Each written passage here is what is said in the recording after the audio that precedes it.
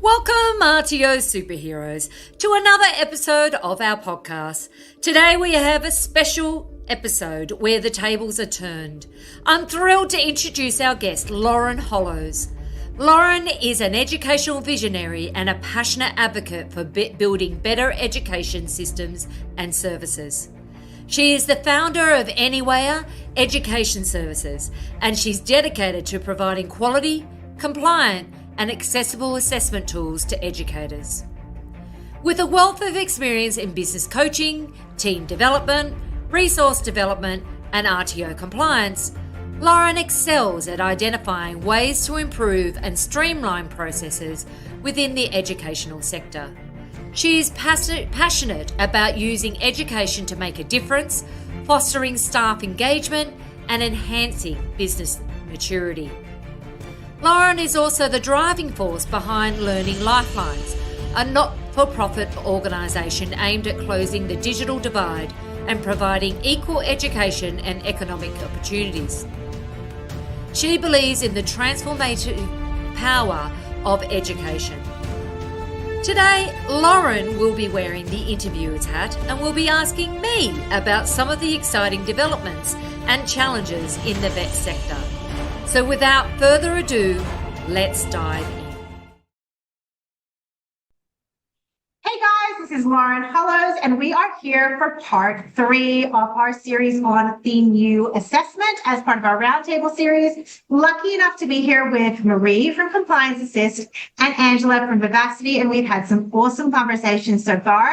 They will be linked somewhere in the YouTube screen, so you can feel free. Please do actually go and click and watch those videos beforehand, because there's a lot of stuff that we're probably going to be referring back to when we get into this next topic. And the last thing that you said, Angela, was talking about the interpretation of the regulators. It was something that Maree and I were discussing earlier on today, was that, obviously, we were at the last Develop session together. ASQA had a booth there. It was very relational. I think you and I had several conversations with so many different representatives from ASQA, which was incredible. And ASQA really has focused on building a much more relational approach to regulation, to working with RTOs, to providing a lot more education materials. And yet what we've also seen in the last couple of months is like the Minister of Education coming out consistently referring to dodgy RTOs. There's definitely been a crackdown within the CRICOS sector. We're seeing up to 80% visa refusals for specific countries. So there feels like, to me in the air, there's quite big tension of like an ASQA that really wants to continue to work with RTOs, and yet a government messaging that is coming across as to like, ASQA needs to have more teeth, we need to be regulating more aggressively. And it feels like these two things are quite, they're not synergistic in their approaches. So what I hear from government versus what I hear from ASQA, who obviously is government, but like my conversations and the messaging between those two are quite different. We're going to be coming into 2025 with this brand new set of standards. As you've mentioned, Angela, there's a lot of other bits and pieces coming into this situation as well. I'm interested to see what your guys' thoughts are on, more broadly, I guess. Assessment has always been the cornerstone of what gets audited, performance assessed. I'm interested to see like what are your thoughts on what approach is going to happen now, and is ASQA going to kind of be forced into like having more teeth? Are we going to see a return to some of those more challenging days, or are they going to be able to persevere and push through, or is potentially we're going to see the end of the Labor government, and with the return of like a Liberal government, hopefully maybe return to a little bit more of like that, supporting that collegial relationship, and, pros and cons of that. I'd be really interested to hear your thoughts on that sort of whole environment. Well, to start with, ASQA's change was due to change in the vet regulators' regulations, where they were told they have to educate RTOs, and they have to be friendly. They have to be useful. So thankfully that did come about. So it's in legislation that ASQA have to provide guidance. They have to provide a user guide. Also, what was added to the legislation was that they have to provide training as well. So it will be very interesting to see how that will come about and how it will be implemented. So it is their responsibility to do a user's guide, which they're going to be writing in the second half of the year. And that's why it's not being officially released. We don't officially have to comply until the 1st of January because ASQA need that time to be able to write the user's guide. So that is very interesting with, well, how are ASQA going to change? And then, well, hopefully they don't go back to where they were before, because that it was just they were sweeping out all of the good RTOs with the bad RTOs. And I think, in any industry sector, we're always going to have dodgy providers. It doesn't matter whether it's the training industry or any other industry sector. But it will be very interesting with how this is going to change with the new fit and proper person requirements. And that will certainly clean out a lot of those dodgy RTOs, as well as dodgy consultants as well. So it will be very interesting how that will come about. I haven't, when we go to audit with a client, we're now filling in fit and proper person forms, and what's going to happen with consultants? Are they going to have a ledger of fit and proper person forms from each consultant? Or do we have to have everyone in the organisation? Like, we've got a team of 9. Does everyone in the organisation need to complete it? Yeah, it will be very interesting to see how it will be audited, and I'll also be very interested to see what the user guide's going to look like in the future, and will there be training? So it's in the legislation that they are required to provide training. What is that training going to look like? And who will be able to access it? Will consultants be able to access it? Will it just be exclusive to RTOs? Who knows? Watch this space. What's your thoughts, Maree? Oh, you must have a much more effective crystal ball than I do. I'm still, yes, there's a lot of reform going on. I think, though, at the end of the day, for me, it's going to come down to resourcing and what resources ASQA is going to have in terms of, what they can actually do. And obviously resourcing is connected to fees, and the fees, whatever.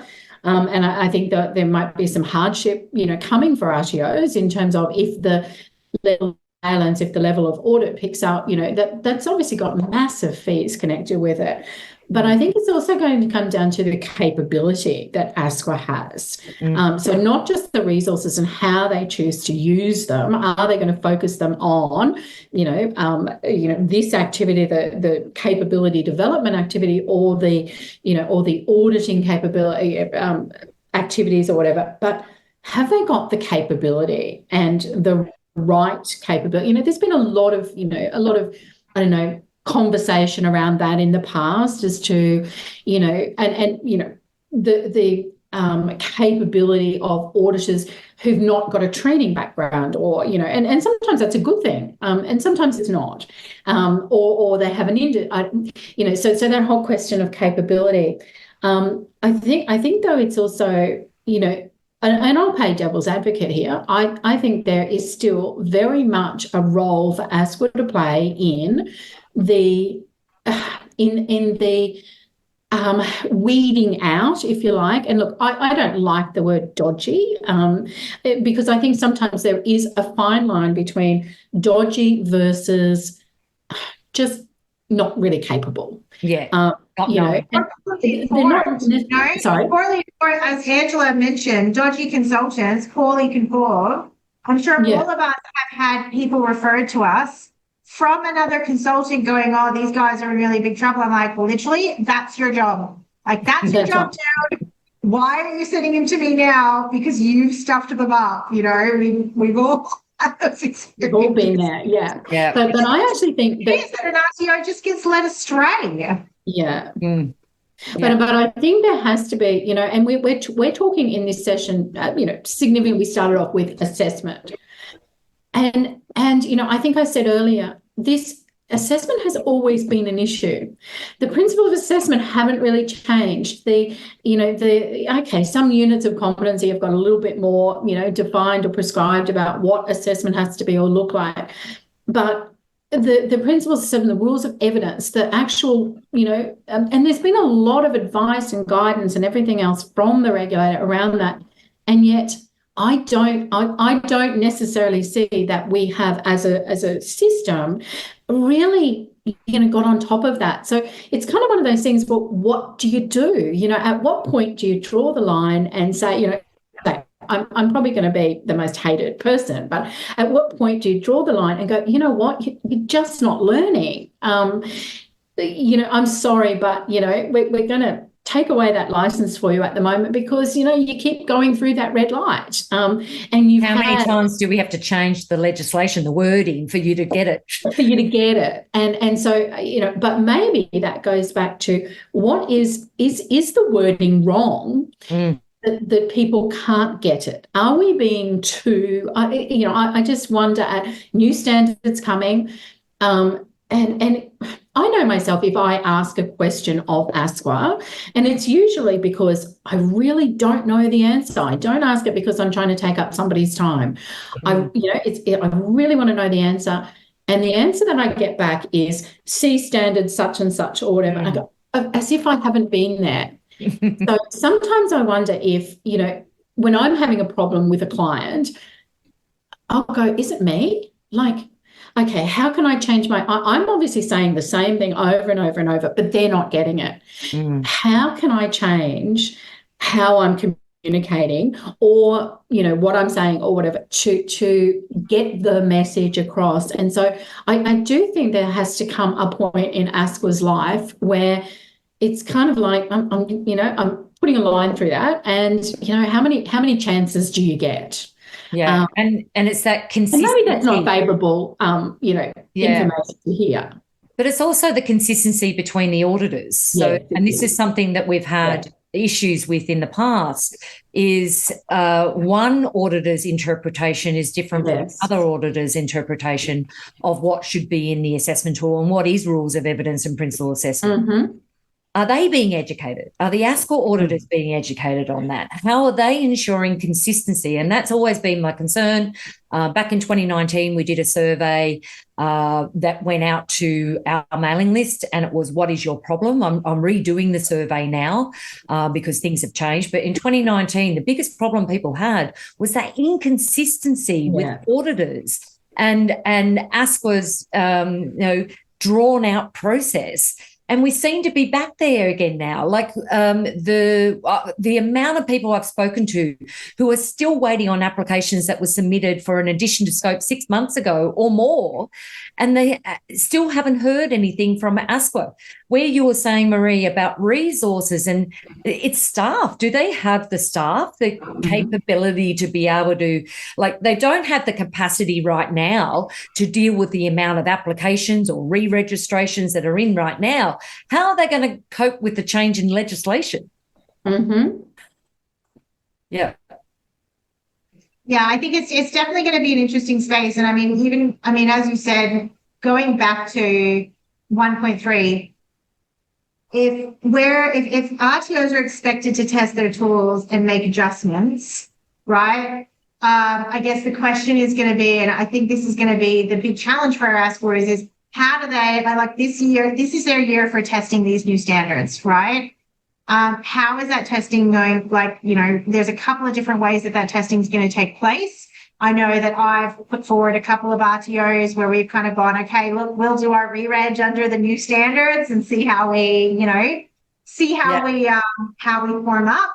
I think that there's very few RTOs that would feel comfortable going into like a process like that. I've also got another RTO who's going to be doing their registration, and they put their hand up to say, look, we're happy to go through registration under the new standards and allow ourselves to be the testing dummy.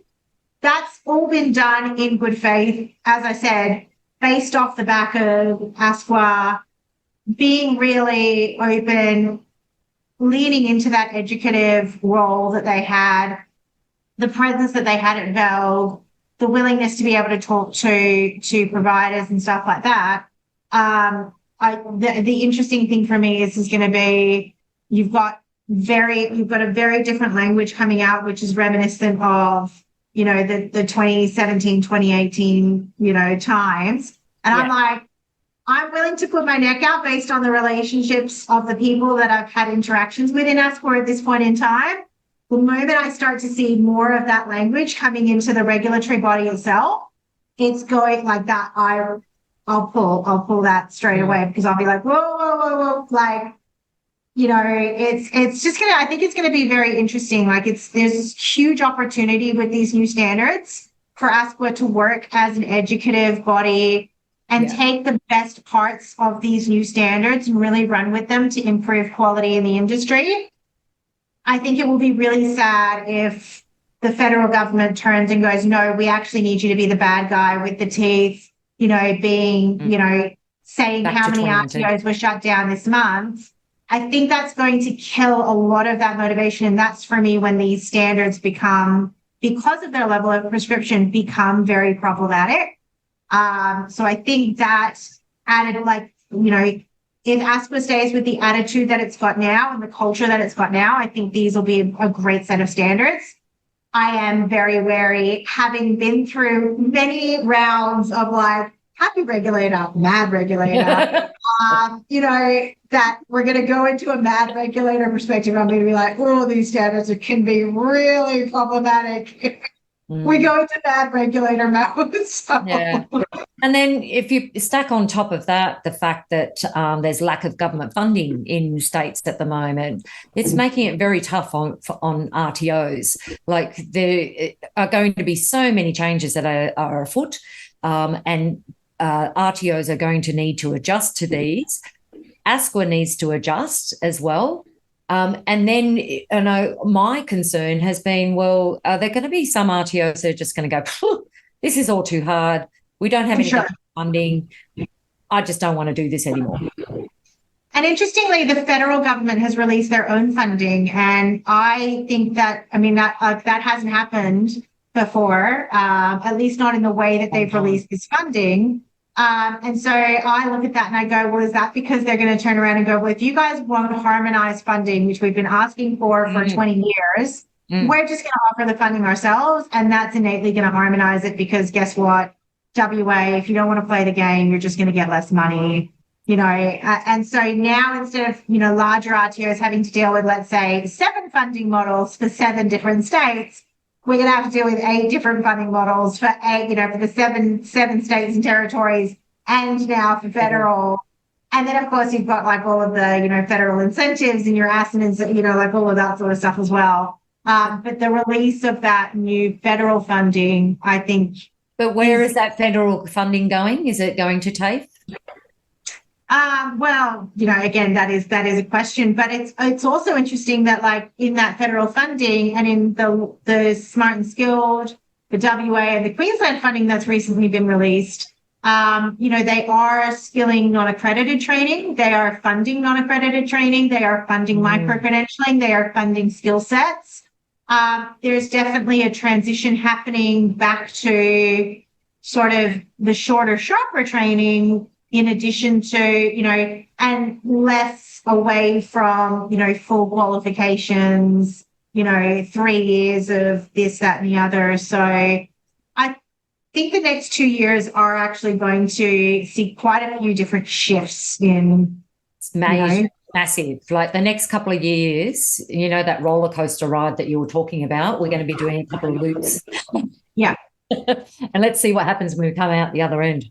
Yeah. And I mean, again, and for me, for RTOs, guys, you need to be watching programs like this. You need to be working with consultants. You need to be preparing. Please don't make an assumption that, you know, oh, it's mostly same for same.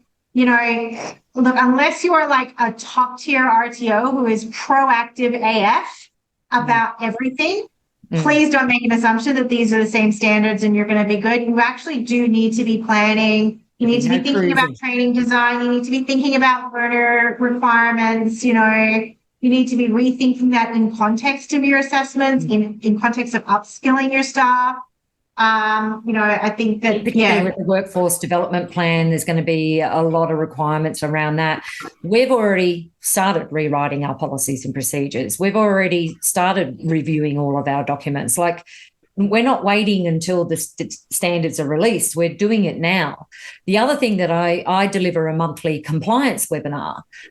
What I'm doing now is I'm saying this is the current standards, and this is what's to come. This is what's going to be changing. And then the second half of the year, I'm going to start delivering to the new standards. So, yes, as you said, you should be subscribing to these sort of podcasts and vodcasts, and also looking at training and how, like, not just for the standards. We've also got AI and we've got ChatGPT. Like, there's so many things that are changing. If you guys don't keep up, you're going to fall off the wagon. Spending money and time in advance is just going to save you so much more down the track. Spend $10 up front is going to save you having to spend $100 fixing it in the rear end. I know that's something that every consultant that I work with goes, mate, if you'd spent 10 grand on getting that part right beforehand, we now wouldn't have to be spending $100, $100,000, not just fixing this, but then also going back and working with students and the reputational damage that's now going to cause, and this, that, and the fact that you've got a black mark with the regulator and, everything like that. So use this time, guys. Test the new standards. Like, you guys test the new standards, test your new policies, work with people like Angela, like Maree, get feedback from them. I know that both of you guys do put out a lot of resources, in the form of, training sessions and workshops and, just so many different ways that you guys can get access to this sort of a knowledge without it costing you an arm and a leg. And then be strategic about those points where you really do need that help, Thank you so much, guys. Just really quick handover to both of you. Please let us know where we can find you, and what you've got coming up, in the next couple of months that we should be looking out for.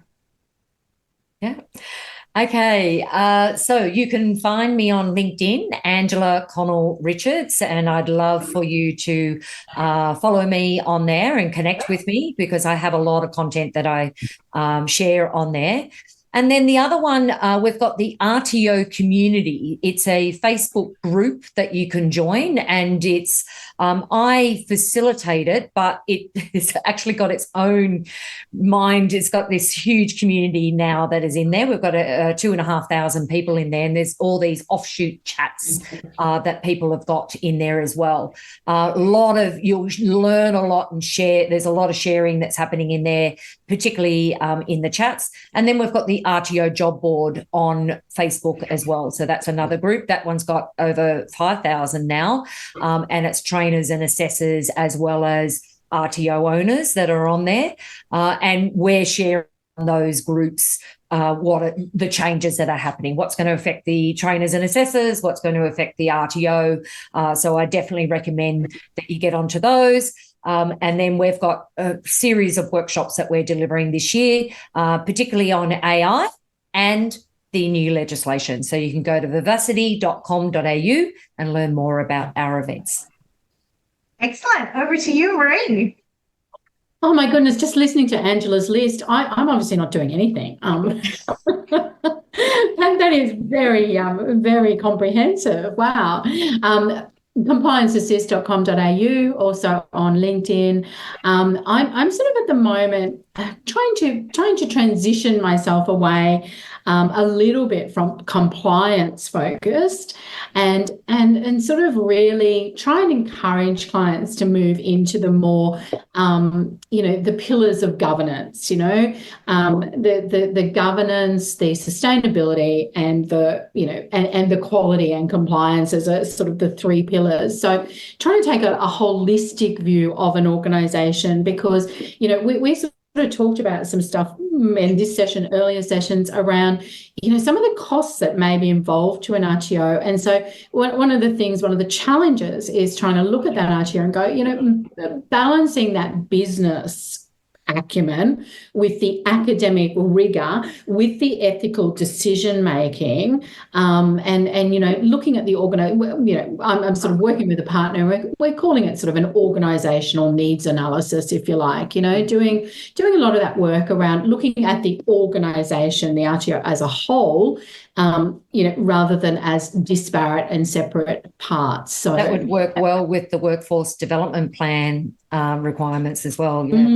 We do the 8 critical drivers to RTO success, which is a masterclass we deliver once a month, and it's all about getting that balance between clients and business success. Exactly. Yeah. Exactly. And it's so important. I think, we talk very much about compliance, and a lot of the PD, it really is focused on compliance. But, as an organisation, you can put as much money as you like to it, but you'll be out of business in no time. So it's finding. Yeah, it's got to be sustainable. It's got to be sustainable and financially viable at the end of the day, right? Yeah. Well, guys, thank you very much. This has been an awesome series. I really appreciate your time. So I know that you're both very, very busy women. Guys, you can find all of Angela and Maree's contact details, all of their socials and everything like that in the links below. If you have enjoyed this, please do like, subscribe, comment, all of those good things. Otherwise, thank you so much to Angela and Maree. My name is Lauren Hollows for Analiah Education Services. Thank you for joining us at the RTO Superhero Podcast with me, Angela Connell-Richards. Please take a moment to rate and review the podcast on your preferred podcast app. Each rating and review helps me fulfill my goal of helping training organisations around Australia to learn and grow in compliance and business success.